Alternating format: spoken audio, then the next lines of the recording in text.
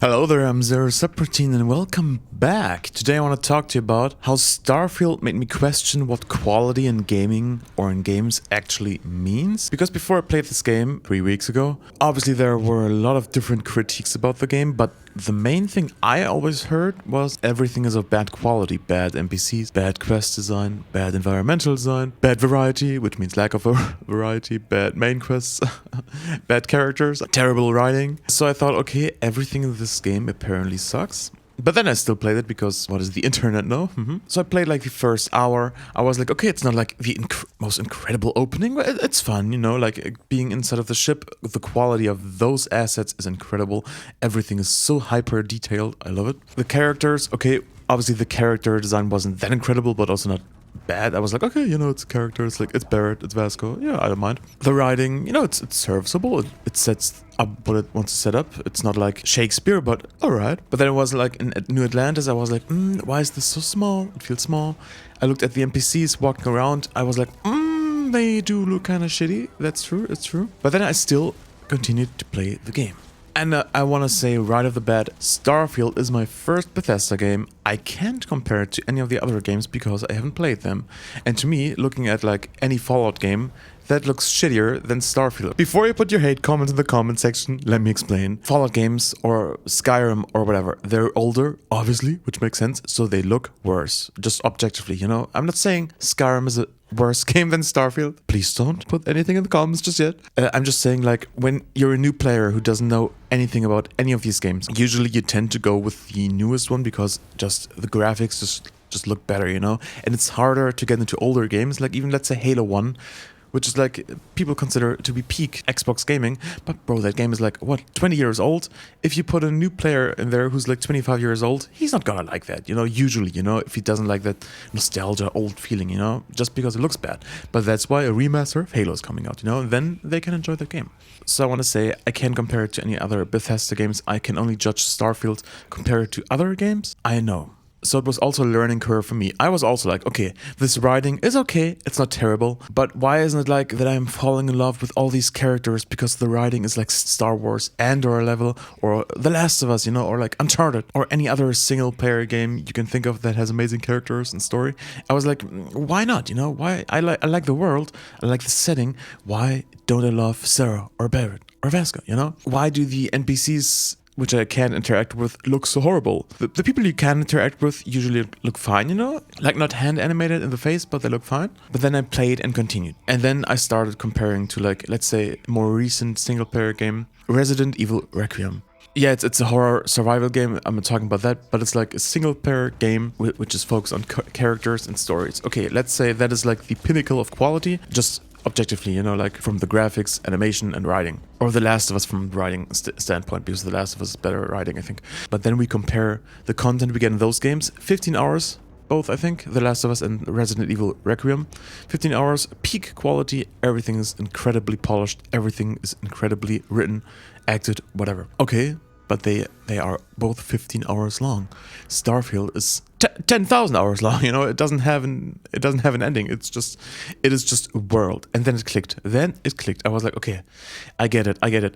Obviously, like Bethesda doesn't like the money or the skill, probably, to make like The Last of Us. Like, not saying that they could do Last of Us, but like from quality standpoint, you know, the writing, the acting, the animation. They have animators. They probably could hire the best writer they want. And also like the writer who did write Starfield, I don't know who that was, you know, but he probably does know what he's doing. Otherwise, he wouldn't have gotten that job, you know. But if you have 10,000 characters to write, 2,000 storylines, I don't know. Obviously, you just can't polish everything to that level.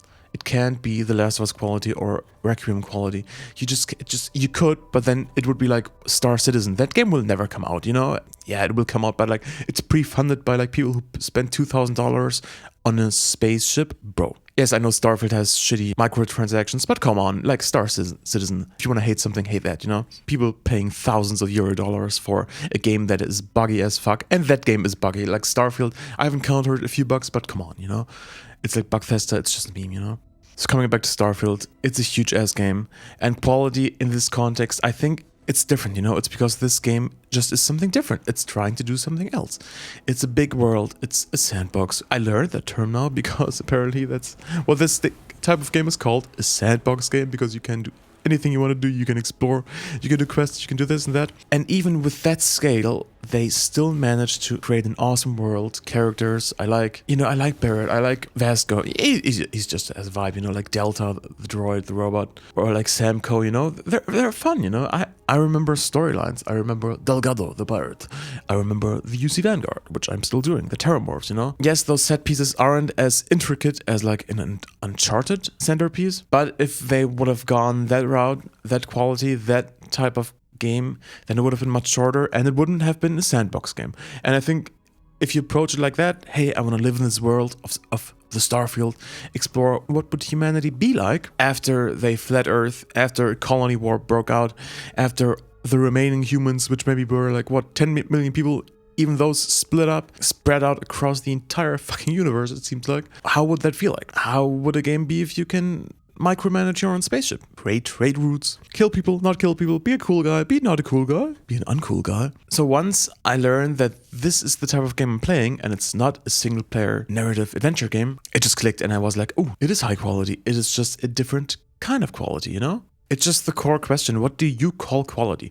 If you want the best story ever written and handcrafted animations, then yes, Starfield isn't for you, That's also fine, Also, at the beginning, I was overwhelmed, like, what do I do? I was brought up with the knowledge that I play a game, it has a linear story, and that's what I do.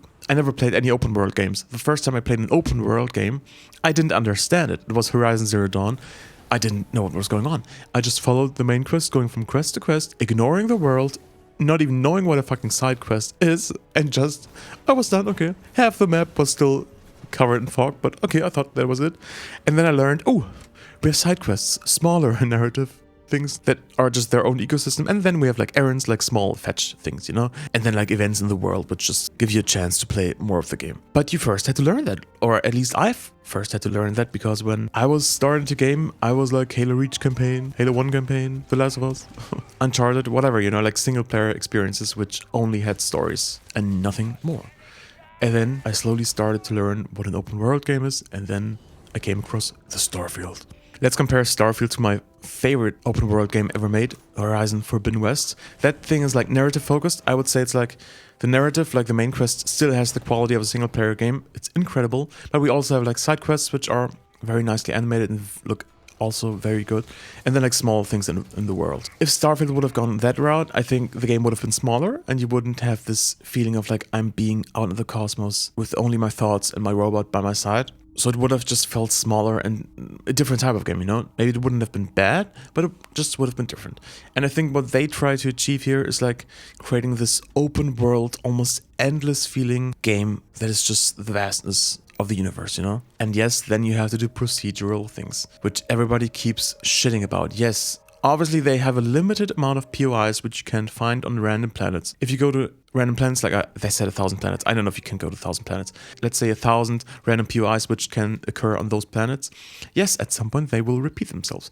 But if you notice them repeating themselves, okay, I've explored everything I can in this system of the game. Then if you still decide to go to random ass planets and you get annoyed that something repeats, bro, this is a game, this is not real life. Yes, things will repeat if you keep engaging with the system. It means that part of the game is over, If I play The Last of Us again, if I'm done with the game, it's done.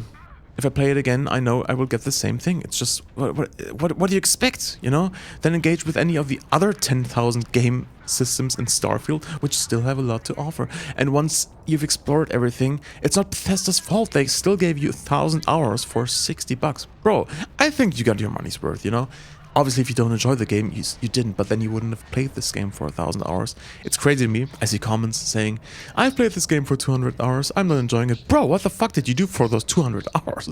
I play a game, if I don't like it after 5 hours, I'm not touching that shit ever again. I don't get it. Then you play 200 hours full of hate or just mild disregard? Like, you have a lot of time on your hands, brother. Go play something else. But that's how Starfield made me realize that quality games come in different types and shapes. But what do you think? Do you agree? Do you have other opinions? Which is fine, we can all talk civil about a game. We can all talk respectfully with one another. If you don't enjoy Starfield, that's cool. I also have a lot of games I don't enjoy, It's just a small debate about a game, which is fun, you know. I like talking about games I like. If you like talking about games you don't like, which is also fine, you know, but maybe not spread hate, just spread like, hey, I don't like it because of this and this and this. You know, just objective debating. Maybe you had a debate class in school, I don't know. Yeah, but let me know in the comments, and thank you for hanging out, and I will see you on the next one. Bye-bye.